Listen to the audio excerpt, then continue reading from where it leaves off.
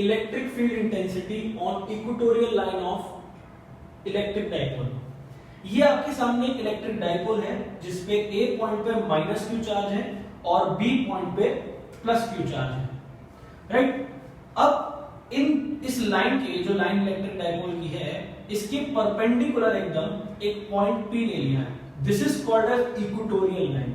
इस equatorial line पे अगर मैंने कोई पॉइंट P लिया है तो मैं इस P पॉइंट पे इस दोनों चार्जेस की वजह से इलेक्ट्रिक फील्ड क्या आ रही है ये देखना चाहता हूं इस टॉपिक के अंदर। तो अब हम इसके अंदर पहले थोड़ी सी चीजों के बारे में समझ लेते हैं। जैसा कि हमको ऑलरेडी पता है कि एक डाइपोल में जो दोनों चार्जेस हैं उनके बीच का डिस्टेंस कितना होगा, 2a होगा। तो उस चार्जेस का सेंटर से डिस्टेंस क्या हो जाएगा, a हो जाएगा, इसका भी a हो जाएगा, राइट। हमको ये पता है कि अगर हमें किसी भी पॉइंट का डिस्टेंस पता करना है किसी डाइपोल से, तो वो डिस्टेंस हम कहां से देखते हैं, उसके सेंटर से देखते हैं। तो सेंटर से इस P पॉइंट का डिस्टेंस कितना है, r है, राइट। तो अभी हमें ये नहीं पता कि AP यानी कि distance of this charge from this point P ये कितना है, यानी इस P पॉइंट का इस माइनस क्यू चार्ज से क्या डिस्टेंस है और इस P पॉइंट का इस प्लस क्यू चार्ज से क्या डिस्टेंस है।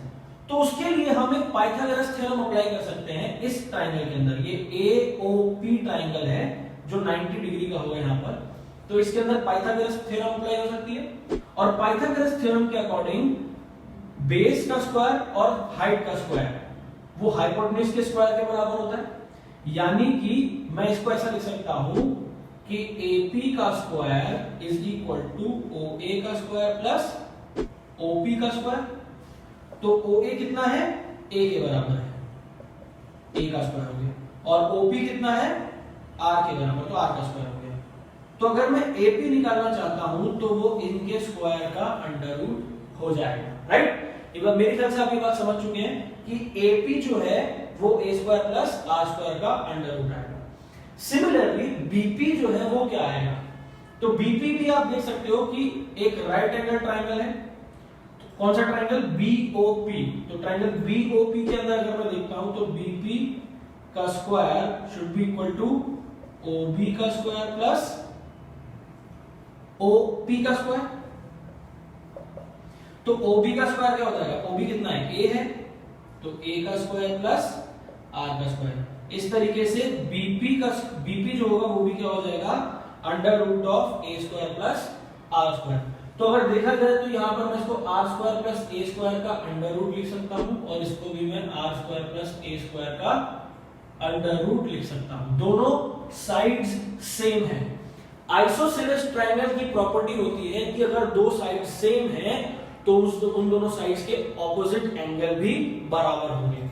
तो अगर मैं इस साइड के एंगल को थीटा ले लेता हूं तो ये वाला एंगल भी थीटा हो जाएगा क्योंकि साइड्स क्या है, दोनों की बराबर है। तो ये ट्रायंगल एक आइसोसेलेस ट्रायंगल की तरह हो जाएगा। अब इस बात को समझने की कोशिश कीजिएगा कि मुझे इस P पॉइंट पे इलेक्ट्रिक फील्ड निकालनी है। तो दो चार्जेस मौजूद हैं, तो पहले माइनस क्यू चार्ज की वजह से यहां पर इलेक्ट्रिक फील्ड निकालेंगे, फिर प्लस क्यू चार्ज की वजह से इलेक्ट्रिक फील्ड निकालेंगे। तो माइनस क्यू चार्ज की वजह से अगर मैं इलेक्ट्रिक फील्ड निकालने की कोशिश करता हूं, देखिए जब भी हमें किसी पॉइंट पे इलेक्ट्रिक फील्ड निकालना है तो वहां पर हमें पॉजिटिव यूनिट चार्ज लेकर चलना है। क्या लेकर चलना है, पॉजिटिव यूनिट चार्ज। तो यहां पर मैं पॉजिटिव यूनिट चार्ज जैसे ही कंसीडर करूंगा तो ये माइनस क्यू चार्ज इसको अपनी तरफ अट्रैक्ट करेगा, यानी कि यहां पर इलेक्ट्रिक फील्ड इस डायरेक्शन में जाएगी। इसको मैंने मान लिया क्या है, ये E1 है, ये E1 है, राइट। सिमिलरली इस मैग्नेटिक फील्ड ये B पॉइंट की वजह से जो चार्ज होगा यहां पर वो इस पॉजिटिव चार्ज को क्या करेगा, रिपेल करेगा। ये P पॉइंट है, यहाँ पे प्लस चार्ज है, ये इसको क्या करेगा, रिपेल करेगा। तो ये लाइन जा रही है, इस लाइन पर ही इसको रिपेल कर देगा। तो ये electric field due to charge at B हो जाएगी, E2 हो जाएगी। तो आप देख सकते हैं कि एक इस तरफ जा रही है और एक इस तरफ जा रही है। तो यहां पर से तो मैं इसको बिल्कुल नेट नहीं निकाल सकता, मुझे इसको रिजल्टेंट निकालने के लिए कंपोनेंट्स में कन्वर्ट करना पड़ेगा। सारी चीजें मेरे को बेसिकली यहां समझनी जरूरी है, क्योंकि फिगर में अगर चीज समझ में आ जाती है तो कैसे उसको न्यूमेरिकली सॉल्व करना है वो हम यूज कर सकते हैं न्यूमेरिकल में, राइट। लेकिन हमें पहले ये समझना पड़ेगा कि इलेक्ट्रिक फील्ड किस तरीके से एक्ट कर रही है।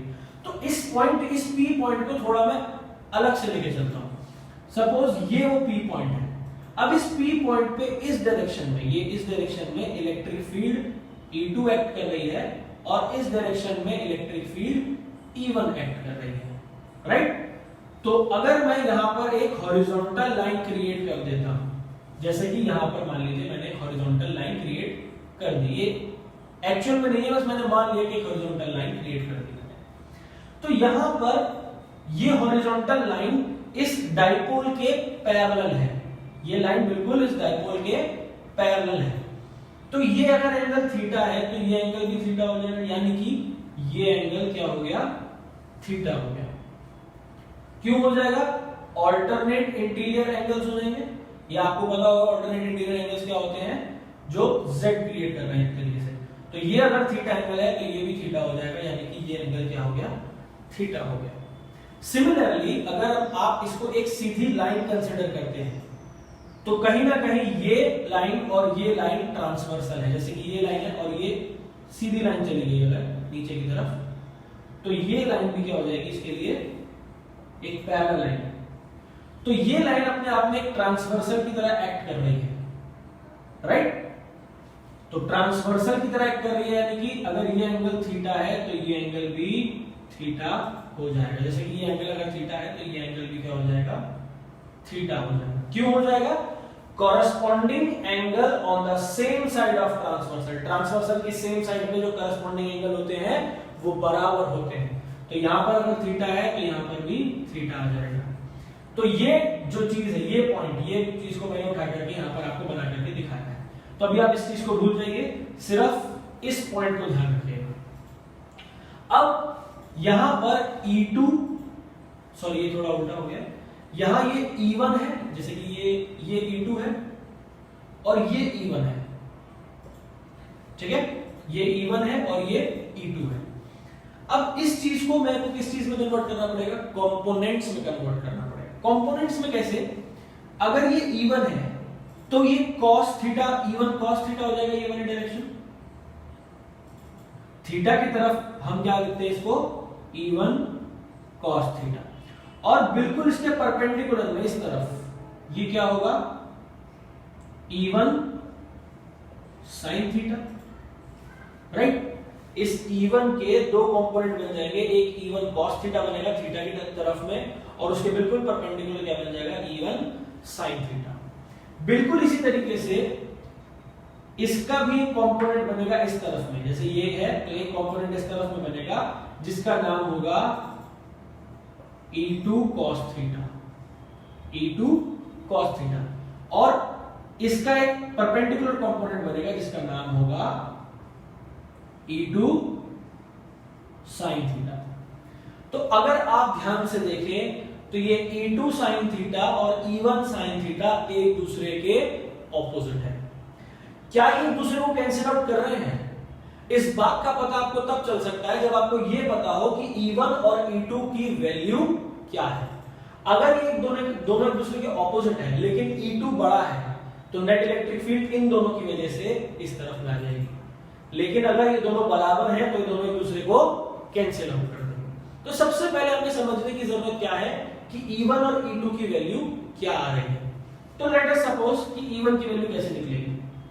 हमें फॉर्मूला पता है E1 इलेक्ट्रिक फील्ड निकालने का, क्या फॉर्मूला होता है, 1/4 पाई एप्सिलॉन नॉट।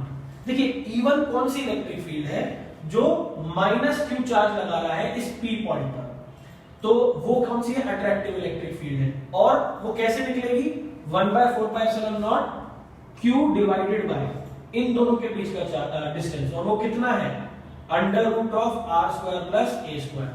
तो जब मैं लिख रहा हूं √r² प्लस a² के होल का स्क्वायर, क्योंकि डिस्टेंस है अंडर रूट में, उसका भी स्क्वायर होगा, क्योंकि हमें पता है कि अगर मैं यहां पर AP लेके चलता हूं, ये डिस्टेंस AP है, तो यहां पर डिस्टेंस का स्क्वायर होगा, राइट। तो डिस्टेंस का स्क्वायर होगा, यानी कि वो क्या हो जाएगा, अंडर रूट में है अगर वो ऐसे है under root R square plus A square, तो इसका स्क्वायर हो जाएगा, यानी कि अंडर रूट हट जाएगा, स्क्वायर हो जाने की वजह से ये अंडर रूट हट जाएगा। तो ये आपकी E1 की वैल्यू आ रही है। अब E2 की वैल्यू निकालते हैं। यहां पर मैं डायरेक्शन इसलिए नहीं बता रहा हूं क्योंकि डायरेक्शन मैं ऑलरेडी यहां पर इस तरफ में कंसीडर कर चुका हूं, जिसकी वजह से मैं कंपोनेंट्स भी बना चुका हूं। अभी मैं सिर्फ और सिर्फ मैग्नीट्यूड के सेंस में बात कर रहा हूं, क्योंकि मुझे ये पता करना है कि ये डायरेक्शन के लिए, ये डायरेक्शन एक दूसरे के ऑपोजिट है, तो मैग्नीट्यूड अगर बराबर है तो ऑपोजिट डायरेक्शन वाले एक दूसरे को कैंसिल आउट कर देंगे, राइट। तो मैं क्या कर रहा हूं, यहां पर सिर्फ मैग्नीट्यूड के सेंस में बात कर रहा हूं। तो 1/4 pi epsilon naught q upon में r square plus a square. यहां पर भी r square plus a square क्यों आ रहा है, क्योंकि ये जो डिस्टेंस है bp, अभी हम E2 निकाल रहे हैं और E2 किसकी इलेक्ट्रिक फील्ड है, पॉजिटिव q चार्ज की है p पॉइंट पर। तो डिस्टेंस ये आएगा bp और bp की वैल्यू भी क्या है, under root of r square plus a square. तो उसका स्क्वायर करेंगे तो अंडर रूट हट जाएगा, इसीलिए यहां पर r square plus a square आ रहा है, राइट। अब अगर आप ध्यान से देखें तो E1 और E2 की वैल्यू बिल्कुल सेम है, पूरा चीज बिल्कुल सेम है, q भी सेम है, r square plus a square भी सेम है और 1/4 पाई एप्सिलॉन नॉट भी सेम है। तो एग्जैक्ट सिमिलर वैल्यू आ रही है, यानी कि अगर मैं E1 sin थीटा निकाल रहा हूं और E2 sin थीटा निकाल रहा हूं, थीटा सेम है दोनों के लिए, तो sin थीटा की वैल्यू सेम आएगी और E1 E2 की वैल्यू भी सेम है, और ये दोनों एक दूसरे के ऑपोजिट डायरेक्शन में है। तो इसका मतलब ये है कि ये दोनों एक दूसरे को क्या कर देंगी, कैंसिल आउट कर देंगी। तो यहां पर मैं लिख सकता हूं E1 sin theta and E2 sin theta cancel out each other,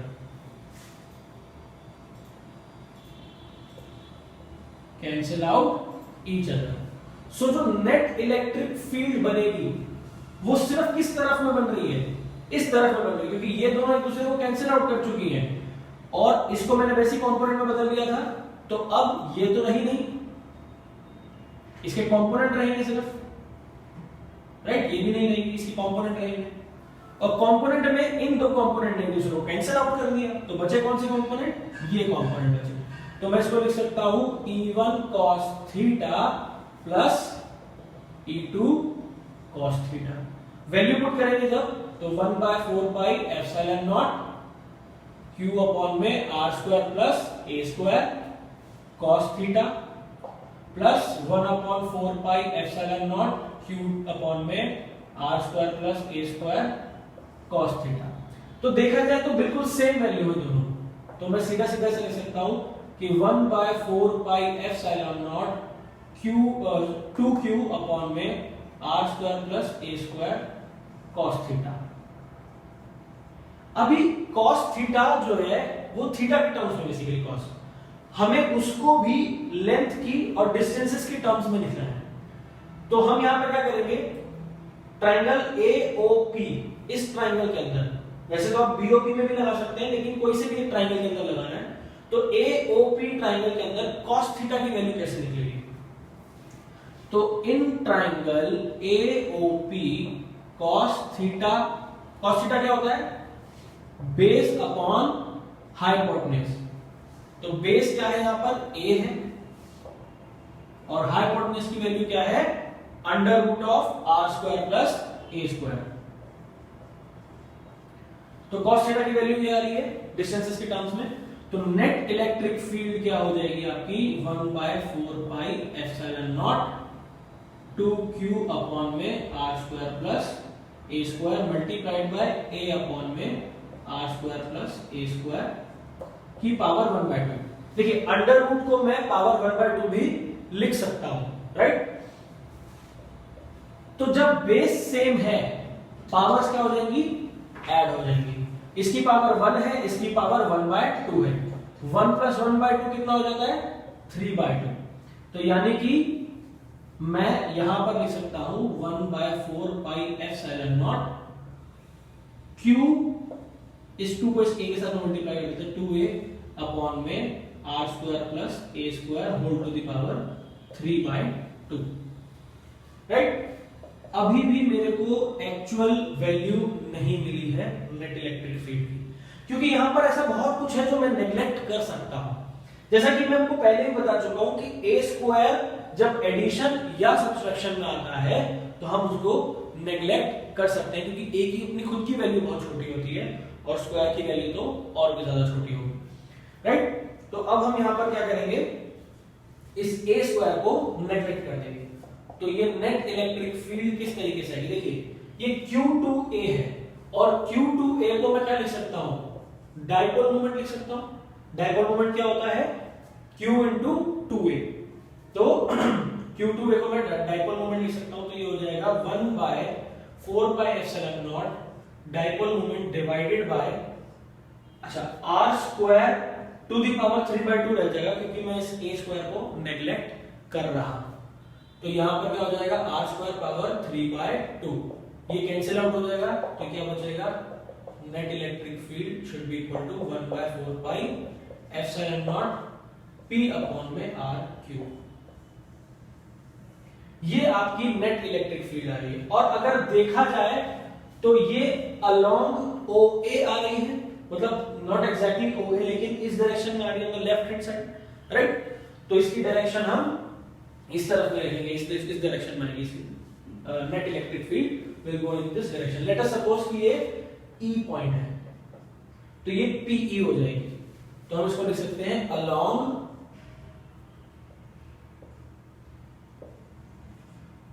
PE, ठीक है।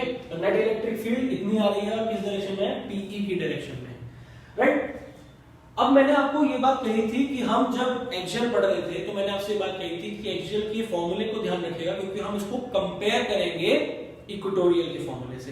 तो एक्सियल का फॉर्मूला क्या रहा था, नेट इलेक्ट्रिक फील्ड का 1/4πε0 2p अपॉन में r क्यूब।